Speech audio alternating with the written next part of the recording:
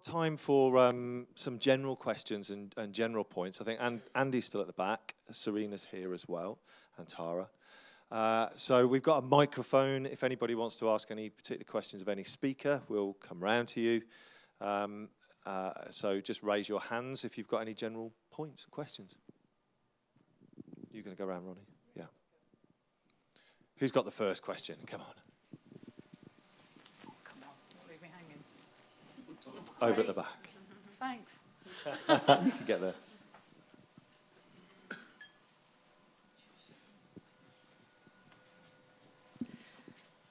It's just some insight really into firearms and police officers. I'm a Federation representative, and I was supporting a police officer who had to take the initial test to see whether he was going to be able to get through the other tests that you have to get through to get to firearms. And they do some really interesting things in order to see whether you're going to be mentally resilient enough to carry a firearm. And so they made him do his 9.4 on the bleep test, and then something called fizz, which was jumping through lots of hoops, literally, and up and down, and sit-ups and press-ups and running around, and then straight into a scenario where somebody was getting shot, and what was he going to do about it? Out again to do a bit more of this jumping around, and then back again to a memory test with somebody mumbling down at the table. And actually, you know, if we're going to look at why women aren't joining firearms, we really need to look at those processes as a whole country, because for me it was blindingly obvious what was putting women off. There's no way I would have put myself through that. There's no, especially in the masculine culture that is in that department at the moment, I wouldn't expose myself to that sort of vulnerability. So it was really an observation. Thank you. I mean, I'll hand that over. Andy, did you want to? Yeah, sure. I think you're absolutely right. You know, we test for a lot of things. You know, the dragging the log through the woods thing. You know, with dogs chasing you and so on and so forth. And I've heard of you know, female officers being failed because they couldn't go from standing to prone in time. You know, because the long-barreled weapon was the wrong type for them, etc. So actually, for me, it's more around what are we doing to make the organisation more inclusive around that. And there's a lot of work, but I think Andy's got a microphone. Yeah, I mean, it strikes me that there's lots of things we do just because we've always done them. And I don't think anyone really stops to ask what's the point of it. So I'm sure that fully armed police services don't, although jumping through hoops is probably a good thing for any police officer or member of police staff to learn how to do, isn't it? I'm sure they don't do that sort of thing. And JRFT, I suppose you've got to be careful. It's good to keep yourself fit to do the job, particularly if you're in a frontline job, isn't it? But I see so many people, they actually makes them ill, just the thought of doing JRFT. And then they become non-operational when actually there's nothing wrong with them in the first place. So some of the policies and processes that we've got, I think fundamentally we need to challenge them and say, what's the point of it? And is it doing more harm than good? And maybe come to a happy medium. I was speaking to a lot of people last week about the exams that we make people do to get promoted. And, you know, I know there's a bit of a kerfuffle about the inspectors one, but I was speaking to two sergeants in our office who'd taken it, and the stress they're under, sitting down doing a written exam, it's just because we've always done one. Asking questions about what happens if someone drops a ton of manure on your drive. Is it offence against malicious communications? I mean, it's just irrelevant, isn't it?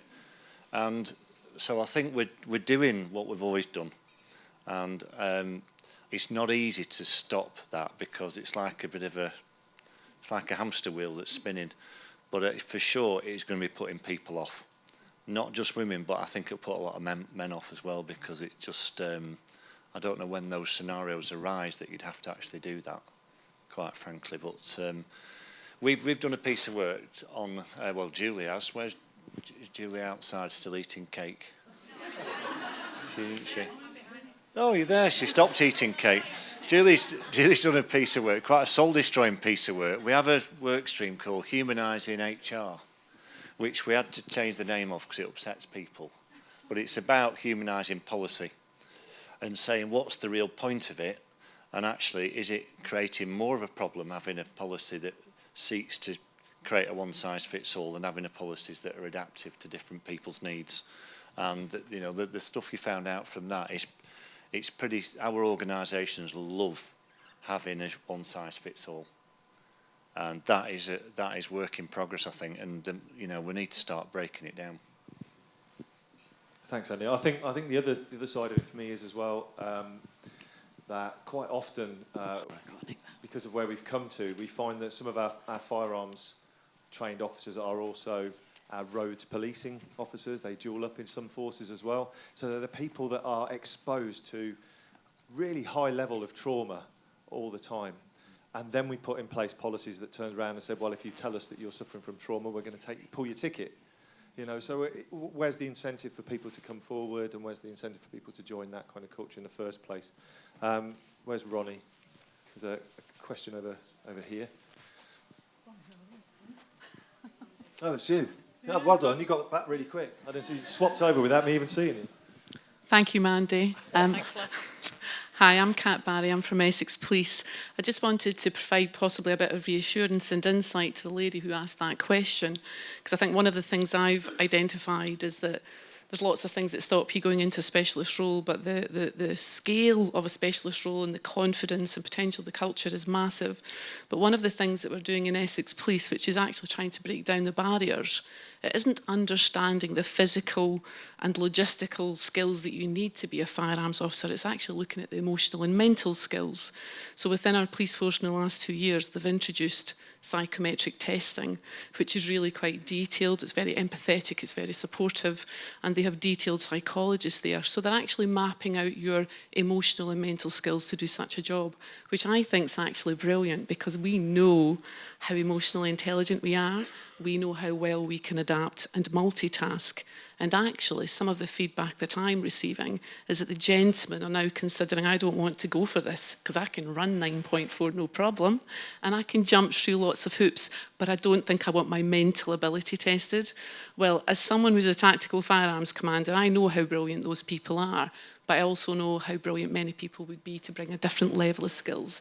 So if you want any more information on that, happy to talk to you. And Paul Rogers, who's our Chief Firearm Instructor for 7 Forces, is really sort of leading the way on that. So it's just to provide a bit of reassurance. Yes, we should question why are we doing that, but we should also adapt and introduce new ways to overcome it. Don't be scared, embrace it. Thank you. I think one of our colleagues from SCC this year, Vanessa, I think, is doing a lot of work nationally around it as well, around firearms and diversity generally in firearms. And I know there's public order stuff going on at exactly the same theme, so that's really good. So, other questions? Oh. You're zigzagging. Yeah, make a run.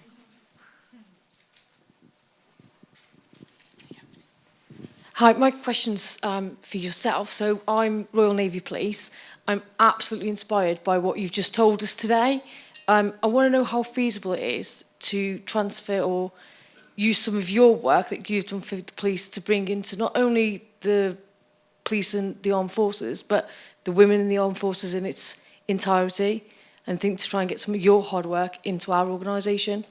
Thank you. Completely possible. I actually was talking to Mandy about, once we've got the police on side, we'll get the fire service, ambulance service. The NHS is a bit tricky, but to be able to link in with you would be brilliant. So 100% we can do that. But thank you, that's great. Any more questions?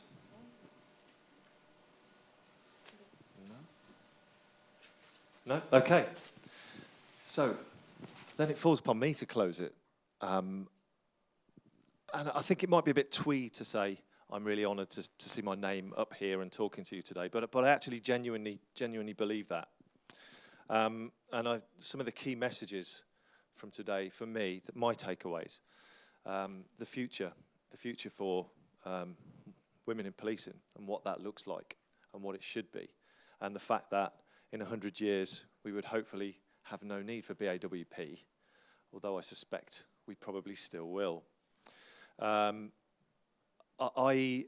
my own personal thoughts on it, I guess, to close, is that I came on this late on this journey, introduced, I guess, to a special brand of feminism by a colleague of mine, because I was sat in the canteen one day, just minding my own business as a newly promoted superintendent, and she came and talked to me about some things, and I said, yeah, but it's not the same now, is it? I mean, you know, we kind of, it's all right now, you can do whatever you want, it's equality. Oh, and I nearly had to, well, my ears were bleeding by the time I finished.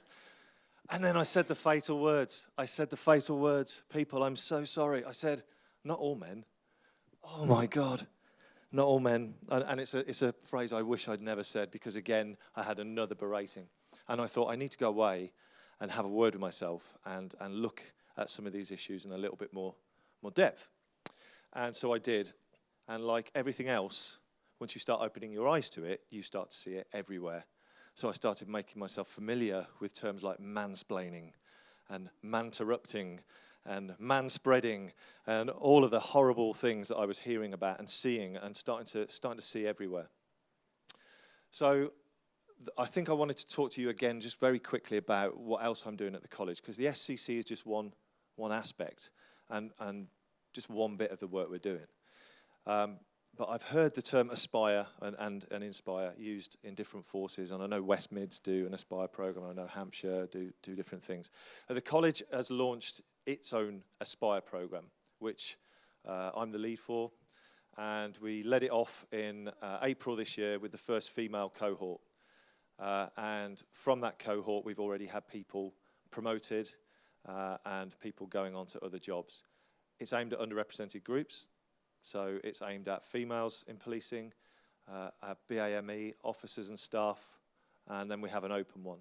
And then last month we launched our first ever, because it's what I do, SCC style course, where I had 5 syndicates with 10 in each syndicate and syndicate directors. The majority of those 50 people were women. And I'm really proud of what we're starting to accomplish, I guess, as a College of Policing in relation to our work there. And I'm not going to say there's more to do, because we always say that, still a long way to go, there's more to do. And I'm at that point of saying, you know what, we need to accelerate it to the point where there's not much more to do and get on with it. So I think I'm going to leave you with a couple of bits. Somebody, I think it was yourself, talking about ambition. You know, ambition is not a dirty word, is it? At the end of the day, ambition is having an aim and taking action. That's it. You know, and I think we seem to look at ambition as being something that is toxic. We talked about self-esteem, and goodness me, I know how many people suffer from imposter syndrome. And Serena mentioned that at the start. Imposter syndrome, folks, it's so common. Women generally, he says, generalizing, suffer from imposter syndrome more than men. But it's not exclusive to women. And it doesn't matter how many times you're told by friends, family, or like Michelle was sat here earlier saying I was lucky enough to become Chief Constable. For me, this is about all the evidence that points to your achievements in your life and how good you actually are. And your family can tell you, yeah, but you're good. And you'll say, yeah, they're just being nice. And you will look for those little bits of negative feedback, etc. In that one massive PDR which tells you how great you are, you will focus on one tiny negative bit. And imposter syndrome is toxic. Having self-esteem, high self-esteem, is really difficult. But you can, and there are books out there. There's a really good book called The Imposter Cure. If you want to read that or listen to it on Audible, if you suffer from imposter syndrome, it will help you. So I'm going to close by saying, keeping the resilience theme going, of saying, actually, you need to take care of yourself as if you were someone you're responsible for. Does that make sense? If it was your friends or your family, you would take care of them a lot more than you take care of yourselves generally. Come back to the idea of this campaign. Think about yourself as well. And Andy talked a lot about that as well, thinking about yourself and not just your staff and the colleagues you work with. We have the dinner tonight, starting at just out here, 6:30 for the dinner, and then sit down 7. Followed by a fantastic evening of celebration. I hope you've had a wonderful day. I know it's been really informative, and I will see you all at dinner tonight. Thank you.